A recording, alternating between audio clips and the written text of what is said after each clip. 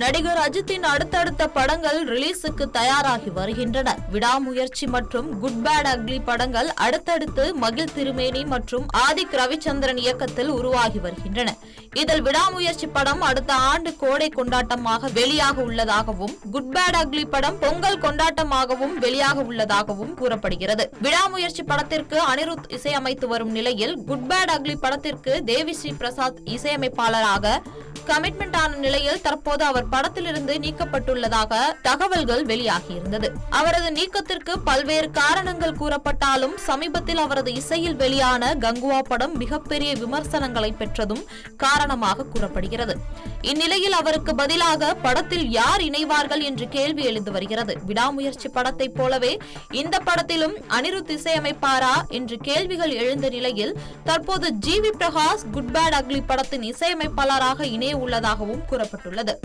முன்னதாக அஜித்துடன் கிரீடம் படத்தில் ஜிவி பிரகாஷ் இணைந்து சிறப்பாக எவர்கிரீன் பாடல்களை கொடுத்த நிலையில் தற்போது இந்த கூட்டணி மீண்டும் இணைய உள்ளதாக கூறப்பட்டுள்ளது. நடிகர் அல்லு அர்ஜுன், ராஷ்மிகா மந்தனா, பகத் ஃபாசில் உள்ளிட்டவர்கள் லீட் கேரக்டர்களில் நடித்துள்ள புஷ்பா 2 படம் வரும் டிசம்பர் 5ஆம் தேதி திரையரங்குகளில் சர்வதேச அளவில் ரிலீஸ் ஆக உள்ளது.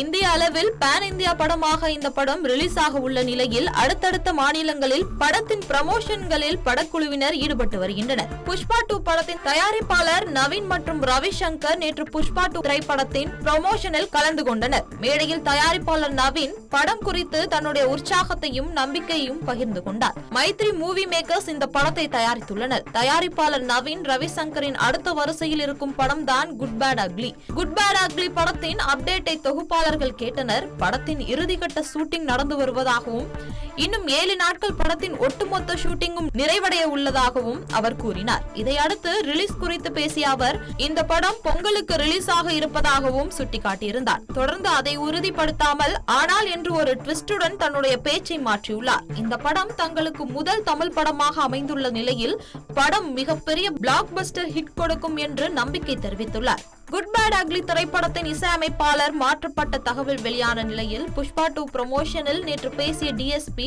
படத்தின் தயாரிப்பாளர் ரவிசங்கர் சார் என் மீது அளவு கடந்த அன்பு வைத்திருக்கிறார். ஆனால் அவர் என் மீது வைத்திருக்கும் அன்பை விட அவர் என்னை பற்றி வரும் புகார்களுக்கு முக்கியத்துவம் கொடுப்பதாக தெரிகிறது. அவரும் குழுவும் என்னுடைய தொடர்புடைய எல்லாவற்றிலும் சிக்கல்களை கண்டுபிடிப்பது போல் தெரிகிறது.